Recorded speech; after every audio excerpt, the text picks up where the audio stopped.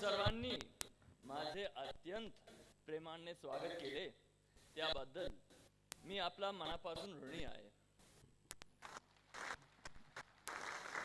या सुंदर सांस्कृतिक आणि सामाजिक कार्यक्रमाचा आयोजन केल्याबद्दल मी पुण्यश्लोक फाउंडेशनच्या सर्व सदस्यांचे मनपूर्वक अभिनंदन करतो.